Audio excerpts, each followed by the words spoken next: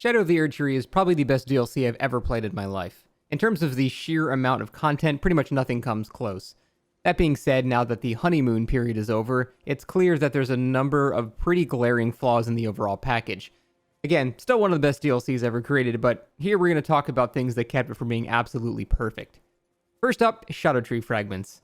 Now, I'm a bit mixed about these. On the one hand, it's clear why they exist. The DLC is endgame content, meaning your build is likely already finished by the time that you reach it. Because of this, there's very little, if any, character progression to be had, which can be really underwhelming. If you're exactly as strong as you were before you started in the Realm of Shadow, you have zero sense of character growth. Now, Scadutree Fragments were a clever method of retaining your base completed build while still making you stronger over time. The concept is fine, in my opinion. It's just the way that the fragments are acquired that's not fine. I think it would have been immensely more satisfying to have bosses drop a large chunk of these fragments while still having some scattered about. Having to run around and collect all 50 of these to get the maximum upgrade level is something I will pretty much never do. It's just not worth the time investment. The worst part is, if you ever make a new character for a new playthrough, you have to find all of them again.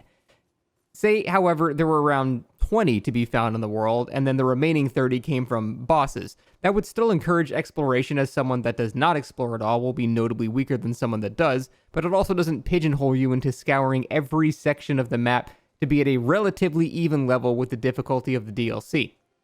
You would still get stronger as you killed more bosses, just like you did in the base game. All in all, the system does work, but it only works once, and any subsequent forced gathering is just an absolute nightmare.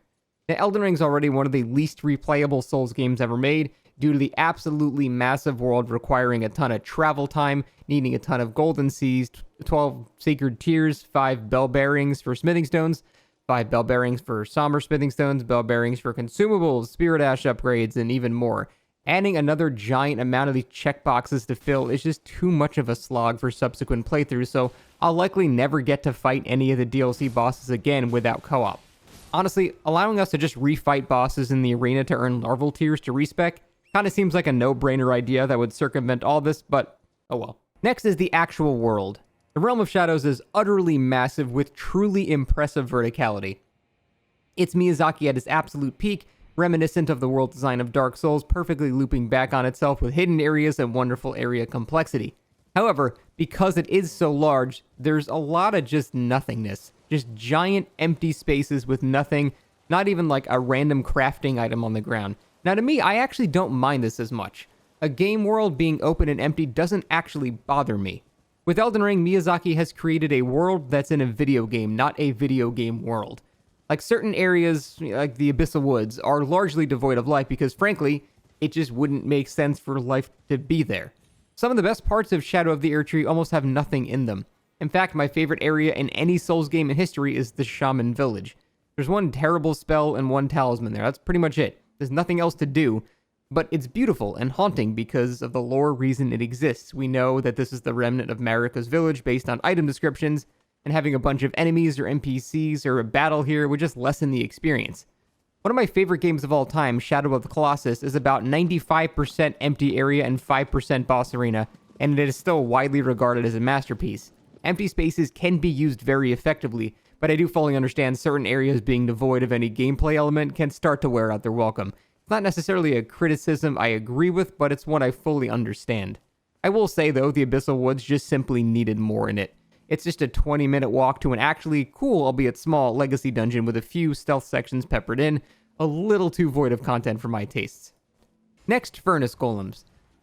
These enemies are just a giant, boring, tedious mess to fight. At close range, they essentially have 3 attacks, an alternating stomp, a grab, and a jumping stomp. The whole gimmick is you're supposed to hit them in the legs, over and over until they fall down, and then you crit them in the face. And you think that would be the end of it, but for some reason, you likely have to do this entire process twice, with nothing actually changing the process. It takes a long time for no reason other than to just take a long time. It's tedious for no reason, and these things drop some of the most useful physic tiers in the game, so you are incentivized to not ignore them. Making them die in one rotation of the gimmick would still be boring, but at the very least it wouldn't take 5 minutes every time. Now it is possible to kill these things in one rotation of the knockdown, but you have to damage them previously on the legs, then crit them, then not only have the knowledge to do this, but you have to actually physically aim and throw a furnace pot into their little fire cauldron bowl on top of their head. So you need to have a hefty pot crafted, you need a recipe book to even make it, you need a rare furnace visage to even make one, and then you need to somehow rationalize that throwing fire into the fire would be good if you didn't find the note explaining that you should do that, despite the fact that you literally power a furnace golem on later in the game by throwing the exact same pot into its cage. It's just unintuitive and dumb. The ancient ruins of Rauh is one of the most breathtaking locations I've seen in a video game, let alone Elden Ring. The moment you exit Shadowkeep and enter this beautiful landscape was a moment that almost matched the Siofra River elevator for me.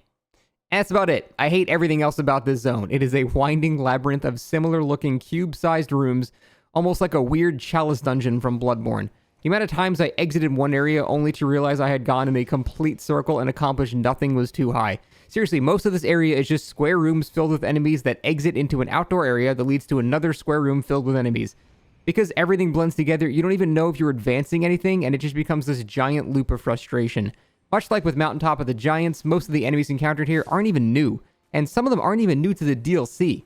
Overall, being technically the penultimate area of the DLC, it sort of suffers from the same problems that the endgame of the original did. Now, speaking of the endgame, I suppose it's time to talk about the final boss and the ending. I'll just say as a blanket statement, in my opinion, Radahn was just not a good final boss. I don't think he was bad, it was just a letdown to what is likely the final boss of Elden Ring forever. First, story-wise, it doesn't really make much sense to fight Radahn again. For any other possible lore character that Miquella could have chosen for his consort, reusing an admittedly cool character just seems like a wasted opportunity. Now, a lot of people have suggested that, like, Godwyn replace Radahn, but honestly, story-wise, I don't know if Godwyn even has, like, a physical body for Miquella to reconstruct, as he did with Radahn and Mohg's body. And even if it weren't Godwyn, I still would have taken most anyone else. Now, fighting Miquella alone wouldn't really make much sense either. Miquella is essentially a minimum strength, maximum charisma build, and it wouldn't be much of a fight if Miquella's entire moveset is just trying to charm the player. So we definitely needed someone to actually champion him. I'm just sad we got a character we already fought, which up until now honestly made no sense for Miquella to even choose as his consort. In terms of the actual fight itself, it ranges from mostly pretty fun in the first phase to a visual nightmare in the second phase. The only verifiably unfair attack Radahn has in phase 1 is the dreaded triple cross slash attack. Jesus, and then that one comes out so fast. Which comes out faster than it should for its damage, and is essentially a frame trap. Roll the first and get hit by the second. In fact, most people have to specifically use the deflecting hard tier, a physic tier that gives Sekiro-like parries, to even counter this specific move. In the review copy, often all these hits would combo, effectively one-shotting you from full health within half a second of windup. So that was super cool. Other than that, Radahn's first phase is mostly fine. His second phase, however, is just a visual clusterfuck of lights, explosions, shockwaves, and after images.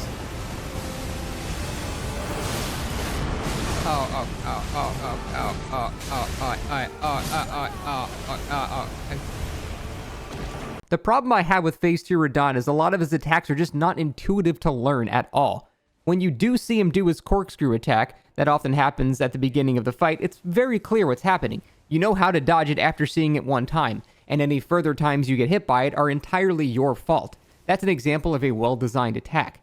A badly designed attack is one that makes no real sense how to dodge it until you die to it 15 times, or you look up a guide on how to dodge it. Melania's Waterfowl Dance is a perfect example of this type of attack, and Radahn's phase 2 has a ton of these attacks. Now, while the pre and after image attacks look really neat, they offer no real guide on how they're supposed to be dodged. After his Meteor Rock Throw attack in phase 2, he instantly phases to the ground to do 4 ghost hits, but the 4 ghost hits do minimal damage and stun. It's the 5th ghost hit that actually hurts, and then it's followed up with an uppercut light explosion thing. That's just not an intuitive attack.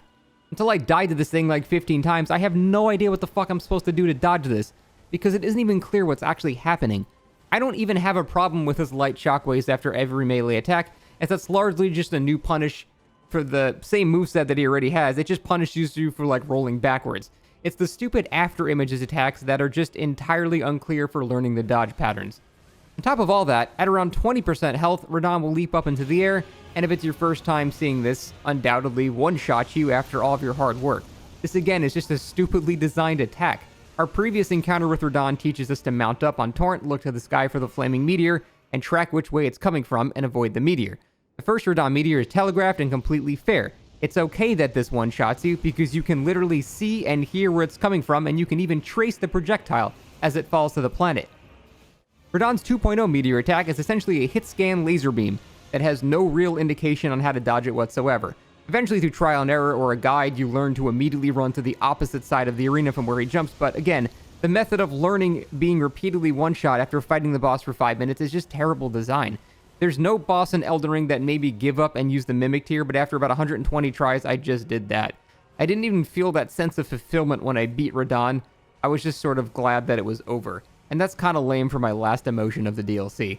I understand now the boss is a bit easier, and there are several very effective cheese strategies, but I also didn't really have anything to go off of with the review copy, so I had no real chance other than bashing my face against him for 10 hours. All in all, Rauh is not a boss I look forward to fighting. He's a boss I look forward to beating. Other than that, there are a few other minor complaints, like minor spells being very underwhelming, or a weapon or talisman or two just not really being great. But I didn't want to focus on things like that, as simple balance patches could easily rectify a lot of these things. There's also a couple of absolute stinker bosses like Ancient Dragon Senisax, who is just an ancient dragon in a pool of water. It's the same moveset, except everything explodes into lightning AoEs in the ground. Horrible idea. And Commander Gaius, who for some reason gets Remembrance, but Bale, one of the best fights in the game, does not. Still, the amount of good bosses heavily outweighs the bad. Like, all in all, Shadow of the Erdtree was an incredible experience that recaptured the majesty of my first playthrough of Elden Ring, but like all things, it wasn't utterly perfect.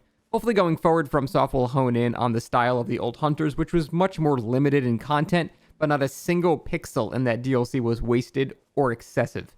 Thanks for watching.